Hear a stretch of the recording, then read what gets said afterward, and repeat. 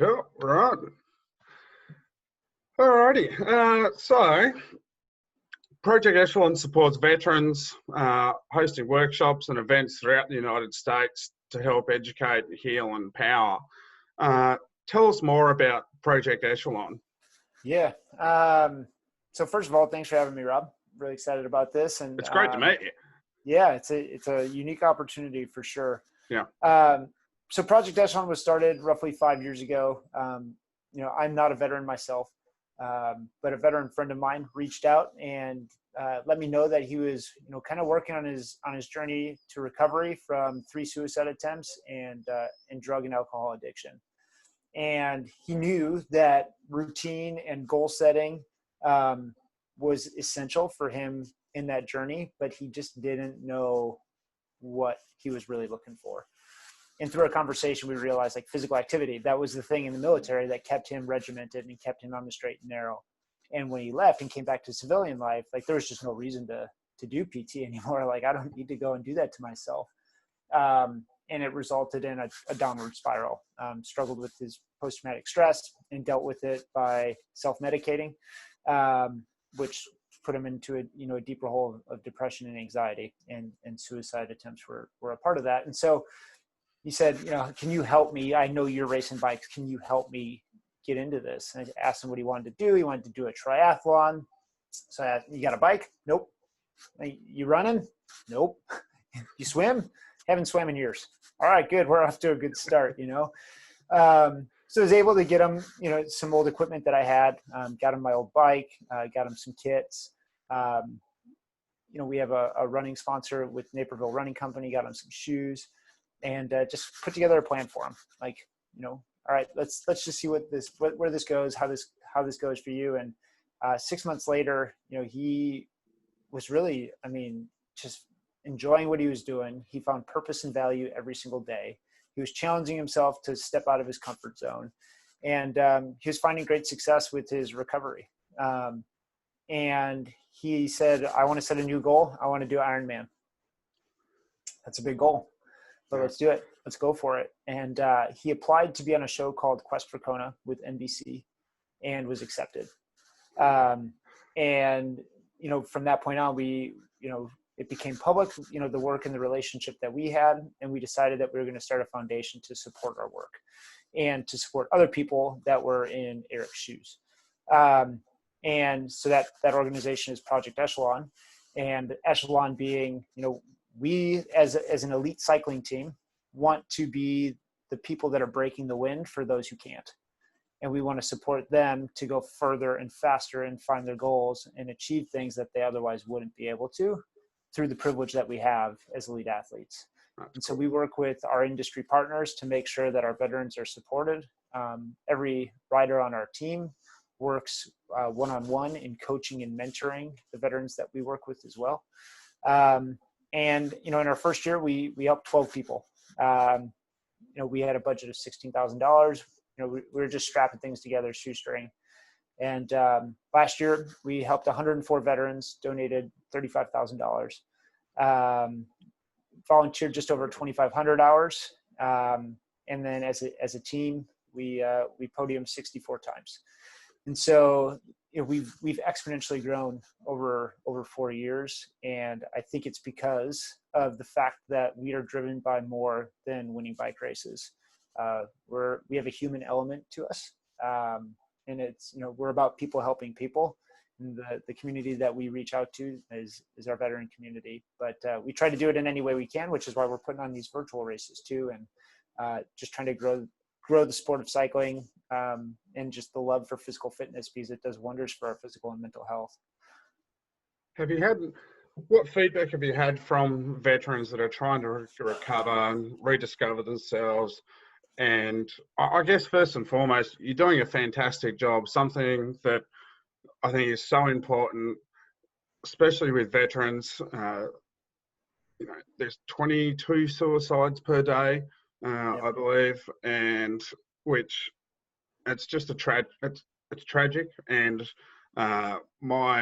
coming from my family, my brother was in the forces, my dad, my uncle, and so forth, and being able to support someone that had been in the military and they lose themselves. They can lose themselves when they come out, especially if they have been deployed.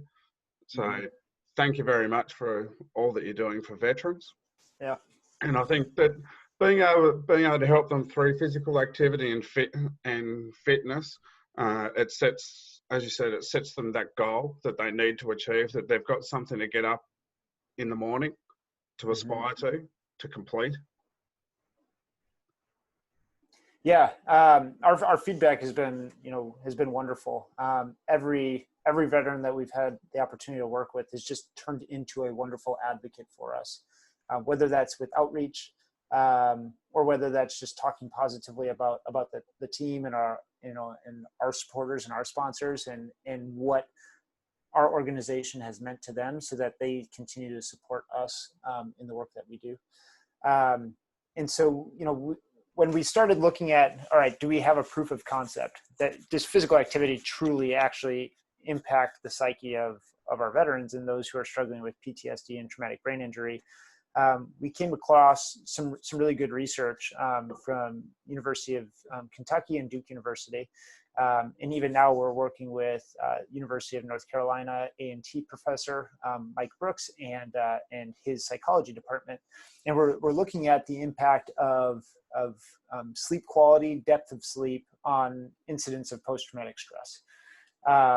And right, there's, as you would expect, there's a direct correlation. The more tired you are when you go to sleep, the better you're going to sleep. And so it's pretty simple, but the research was there to support that as well.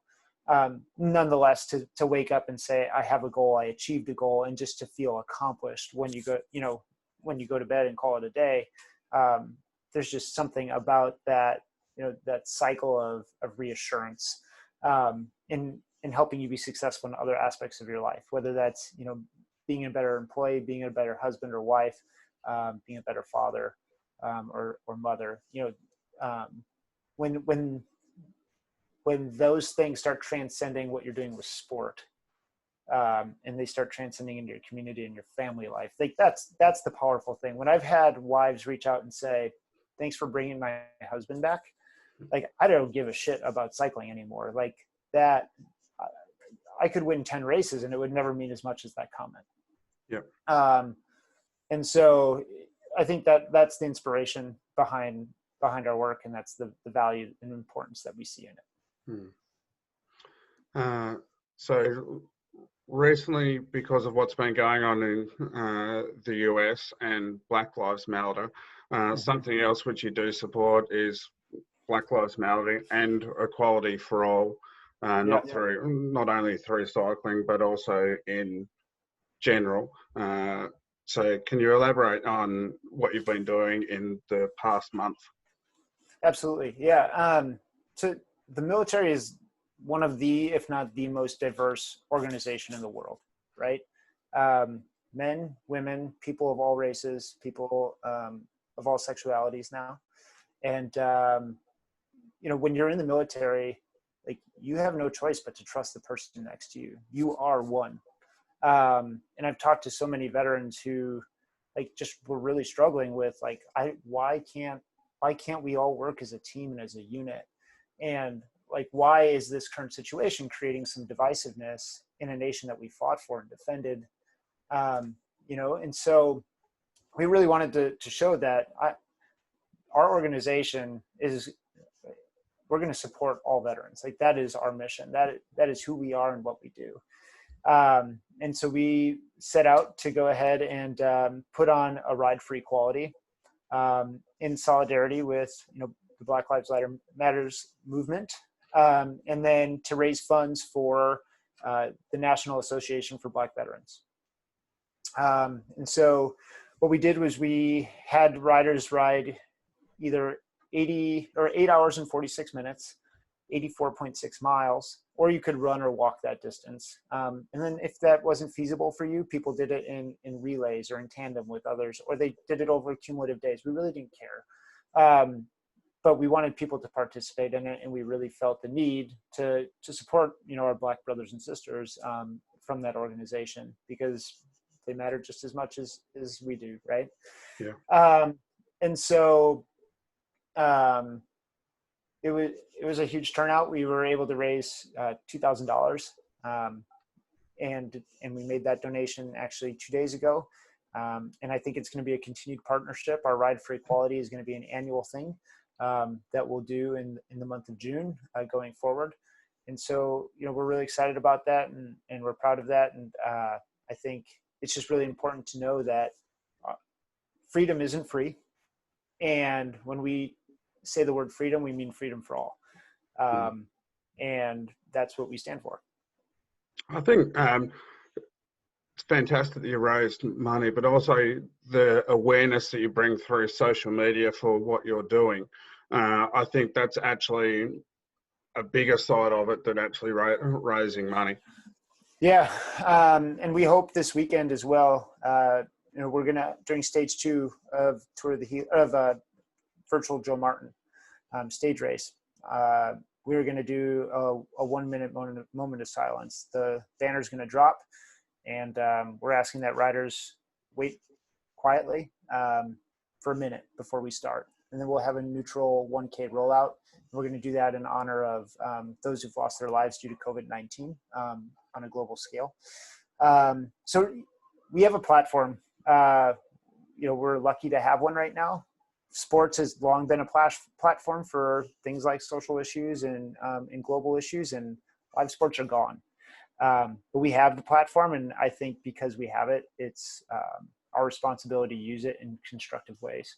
And so that's what we're hoping to do. And knowing 111,000 people tuned into the virtual Gila race, I think Virtual Joe Martin is going to be a bigger race. To know that we can share that message through our platform while also sharing our mission and vision of, educating, equipping, and empowering veterans. There's so much power behind it, and we would be remiss if we didn't do that. I think we're privileged to be able to still race at this time, and these times are unprecedented.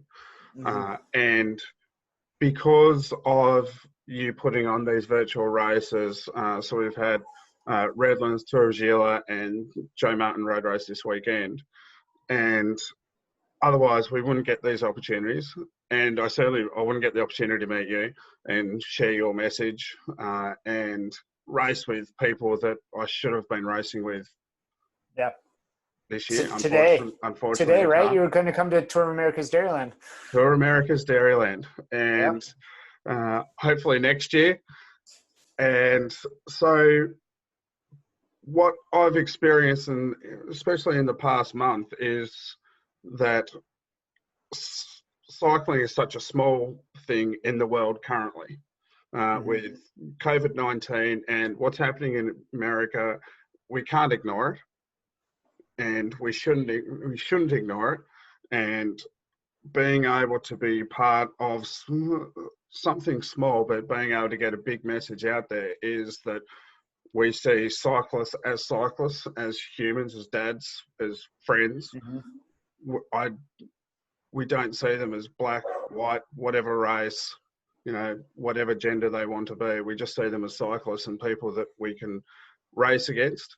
And I think that's the beauty of sport, right? Like as soon as you walk onto the playing field or you toe the line, you're just another guy, and like I'm trying to beat you and you're trying to beat me, and it's raw. There's literally nothing more to it. Obviously there's inequalities in our sport, and those need to be addressed as well. And there's inequalities in all sport, and those should be addressed. But that's the beauty of sport, is the fact that I think it strips all of that other, fogginess away. It's just not there, and it's just you and me and the road ahead, and let's get after it. And I'm going to respect you, and you're going to respect me, because we're going through the same thing together right now. We're just athletes. We're humans, and we're athletes. Yep. But I also know that the competing at that level and against one another in that way, it clears our mind, and it gives us unique perspective and opportunity to talk about things openly with one another, because of that respect that we have for one another and the effort that we know it takes to get to that place. Yes. So running these virtual races is gaining, you've already mentioned that we had 115,000 for Tour of Gila. It's gaining a broader audience for Project Echelon. Yeah. So how do you see this moving forward? Yeah. So I've come to recognize that I think, one, like before this started in my worldview of things, there was a pretty big chasm between like esports racing and road racing, like in real life racing. And the two didn't really talk, and they didn't quite respect or understand each other either, right? Like in real life racers, like those are the esports guys, and they're all wacko, and their data is not accurate. And the esports guys are like, they have no idea that we're doing these power verification things and weigh-ins, and like they're not as talented as they think they are, right? That gap is slowly closing. I don't think it will ever close, and I never want it to close. The two platforms are completely different, and they should be, right? But the two sides are gaining respect for one another and the talent that they bring to the table. And I hope that what we're doing goes ahead and it brings some of these esports racers some interest in racing on the road. Hey, come and test yourself now, right? You got the horsepower to get it done. You have the skill to get it done. Test yourself, grow, and vice versa. All right, like these guys are talented, they're strong, they're legit. This is a huge opportunity for in real life racers to sharpen the knife, if you will, 2 weeks before an event when there's no racing in the area for them. Like, hey, jump on, do some Zwift races, get that intensity in, because you're not going to get that kind of intensity training. Or in the off season for us to have events like this and make sure that teams and riders and sponsors stay relevant year round, so that we're not just a seasonal thing, but that we're a thing that, we change venues, but it's the same people working their ass off in November through February, and they're going to do everything they can to promote you and your brand and your following, regardless of where they are and when. Which is so important at the moment. Trying to get sponsorship in cycling. We know the cycling business model has its flaws, and being able to provide, I think, these races, especially at this time, is so important for your sponsors and for any team sponsors, being able to get a bigger audience than what 115,000 people watching. If you went to a local criterium, you're not going to get 115,000 people. Yeah, I shared those numbers with Jack Brennan, and I couldn't see his face, but I know from the words that he sent me back in an email, his eyebrows were way up. Just like, you had how many people tune in to that? And that's a big, well-respected, everybody knows it, race in the U.S. and rightfully so. It's an amazing race and an amazing venue and a great community. But I also see it as a means for race promoters to go ahead and promote their races 6 months before. Why not partner with us in December to put on a virtual race in your name and say, like, hey, you come and participate. We'll give you 10% off to come and do our race in Tour of America's Dairyland, something along those lines, right? Yeah. Or what we're doing with Joe Martin to say, hey, you win this virtual race, you start the real life race in the leader's jersey this year. That's a real life implication and motivation to do well in the virtual race and to be present at the in real life race. Yeah. And so I think there's a lot of opportunities that we shouldn't be overlooking right now, and the two can support one another and help us grow the cycling community as a whole. What besides this weekend's Joe Martin, do you have any other future plans for the rest of the year that you can share in this area? I figure you're going to ask that. So I just got off a call with Tour of America's Dairyland. And can you tell people about Tour of America's Dairyland that may not know about? I'd love to. Yeah. So it is the longest. Actually, let's start with this weekend. Let's tell them about. Sure, we can backtrack. That's fine. Yeah. Let's talk about this weekend's. Okay, so this weekend we have virtual Joe Martin stage race. it is, I think, 17 years in the running, if I remember right. It takes place in Fayetteville, Arkansas, which is just outside of Bentonville. It's the home of the University of Arkansas, and they have amazing riding. They have amazing outdoor activities in general, hiking, all terrain vehicle, the whole gamut. You can do it there. All right. They have good cuisine. They have great music. It's just a wonderful place, and it happens to be a hotbed for cycling because of the Walton brothers and the things that are happening in that area. And it is the first UCI level event that I ever had the opportunity to do. And so it brings me, a lot of pleasure to be able to represent them and to put on a race. So normally it's a 4-day event. It would have 2 road races, a time trial, and a criterium. We are going to be doing an individual time trial, a road race, and what I'll call a circuit race that we're going to try and simulate the effort that the criterium would normally have. It is top 3 most difficult criteriums in North America currently on the calendar. And so Richmond World's Course will definitely be a top 3 most difficult race that we've done in the virtual setting. But it's been so much. Yeah, absolutely. It's been wonderful working with them. Bruce Dunn is an amazing race director. He does a great job of putting on a stellar event every single year. The community is super welcoming all of the time, and they're continuing that. The Fayetteville and their local tourism board is supporting our race. They're promoting it through their channels. They've put together some advertisements for our broadcast. And so it's really been unique to work with them. And each event that we do, from Redlands Bicycle Classic to Tour de Gila to now this, we're just stepping it up little by little and getting people more involved at a higher level. What has been the reaction from the public with Project Echelon? I think it veterans have long been an underserved, underrecognized demographic in our communities. And some of it is because they're a very proud group of people that don't ask for help. I think we can say that across the board, no matter what country you live in. Yep. Absolutely. And so a lot of the community doesn't know the struggles that they truly have and the support that they really need. I can remember last year I was at Intelligentsia Cup doing an interview with Brad Soner at Lake Bluff Criterium. And, it actually kind of even struck me. He's like, tell me about your mission and what it stands for. And I had shared, we're 10 days into an 11-day series. In those 10 days, 220 veterans have committed suicide. We've lost 220 people who gave service to our country. I don't think there's any other demographic that suffers that kind of loss in that way, right? I mean, there is, but in that fashion.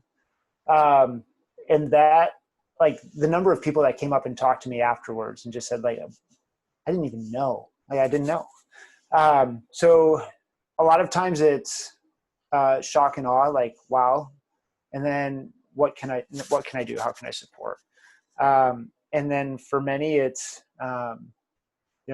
really thank you for your service to our servicemen and women, because we support them. And we know that they need support, but we just don't know how. How can we get involved? And so, I think what it's turned into is people realizing that organizations like ours are absolutely needed. Our veteran community needs our help, and they deserve it.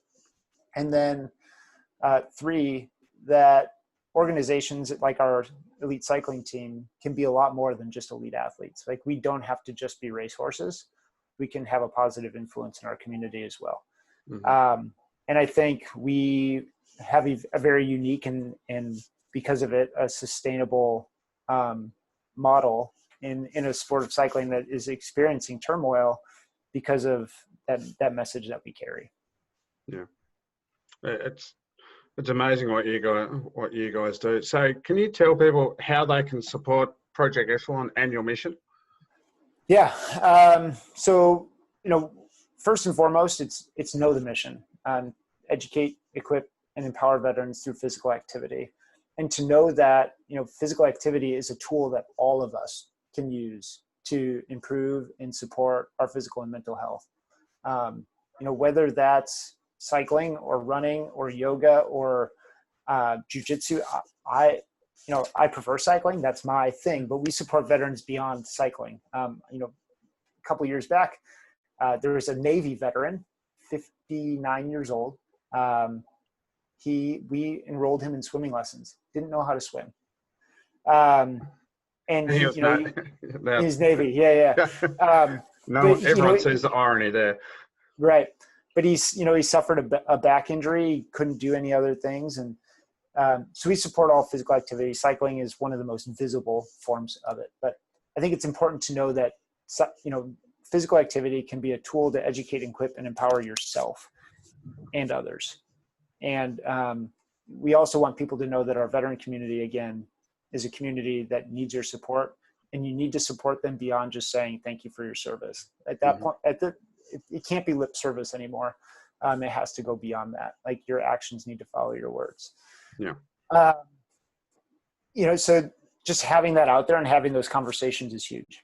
Mm-hmm. After that, it's helping us to grow our mission. And it takes roughly $300 a year to support every veteran that we work with. So donations are greatly appreciated. You can donate on our website at projectechelon.org. You can visit our team page at projectechelonracing.com as well and donate there. And then, if you're a business owner or you're lucky enough to have the means to be able to support and sponsor a team like ours, we're looking for partners that believe in our mission. A certain portion or percentage of all of our sponsorship goes to our veteran organization. And then we use the team really as the marketing and outreach branch of the organization itself. And so we have to have the reach that we have in order to support the number of people that we do. And we're always looking for people that want to align with us and support us in that way. And can people get involved physically in helping? Absolutely. We as I support people from Italy to Alaska. So I don't have a central, here's where we're based. We're based out of my home office is where we're based.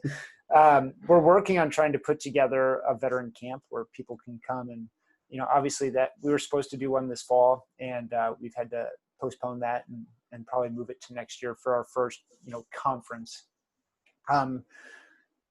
But I think to just get involved and, go to the VA and visit people, make donations to your local veteran associations, volunteer for a Veterans Day or Memorial Day parade. Just doing those little things just shows them that you care and shows them that they have value. And then if you know somebody that's in need, to direct them to an organization like ours. I can't say that we have all the answers. We don't. There's certainly people that have come and said, hey, I want to be a part of this organization. I think you can help. And we're just not the best fit for them. Like we're not going to, none of us have a doctorate in psychology, right? So if you're suicidal and you need greater support, then I'm going to help you find somebody that can help you. But to let people know that organizations like ours exist and that we're here to support them, I think that just those small actions can go a very long way. And if anyone knows a veteran, then, and if you're friends with them, ring them up and say, hey, how you going? Ask them how they are. Ask them if they want to go out for a ride, if they want to go out for a walk. Just check in with them from time to time. It can be something as simple as that. You don't need to race with them. Just check in, see how they're going. They could be doing okay, which is fantastic. I think everyone can make a difference somehow. Yep. Yeah, I always tell people that, as an organization, we're really just people helping other people. The people that we happen to help are veterans. They don't want to be treated any different than your mom or your dad or your neighbor. But they do want to know you care. authentically care. Don't just, again, say thank you because you know they're a vet, but actually show them that you're thankful for them.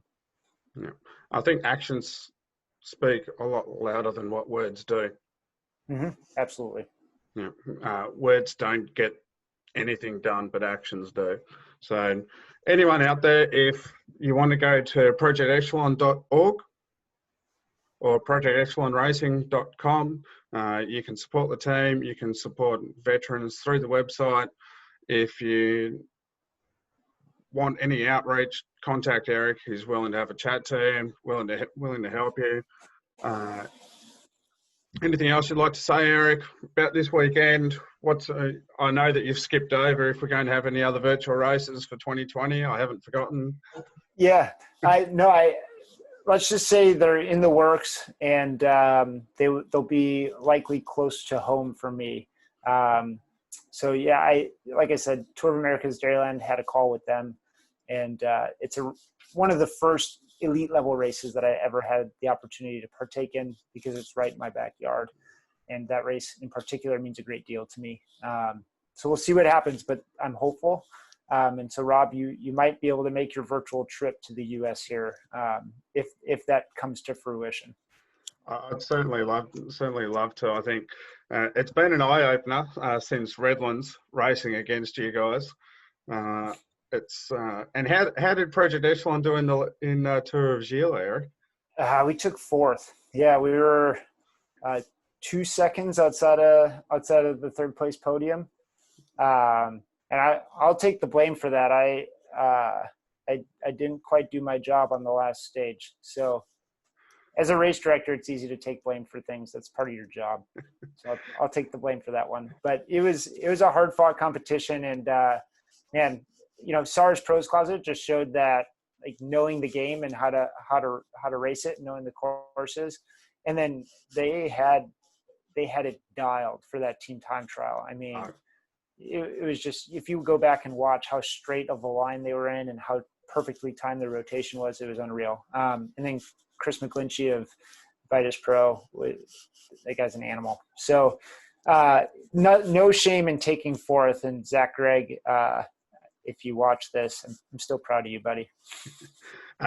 First, the team time trial is one of the practice for the team time trial is probably one of my favourite things that I've done this year. Just having someone communicating with you, and it was fantastic up until my trainer decided to snap in half. So yeah, that was pretty gnarly. I know, I saw that. Holy smokes! Yeah, I wasn't happy about that at all. I can't imagine you were. No, that's okay. It won't happen this weekend, though. So I'm looking forward to it. And where can people watch this weekend? Yeah, actually, if you go to the projectechelonracing.com website, there's a tab that says events, and there's a drop down from there. It says Virtual Joe Martin, and all 3 stages are embedded live right in the website there. So you can access, it's a one-stop shop. There's also going to be a live in-race photographer from Tammy Brindner at TLB Velo. All of her race portfolio photographs will be embedded in the website as well. So head to our event page. It's definitely the best place to access it. You could also go to Project Echelon Racing and just click the link in the bio. It'll take you right there. Well, thanks very much for joining me this morning or this afternoon for yourself. And I look forward to seeing you this weekend. Absolutely. Cheers, man. Thanks very much. Take care. And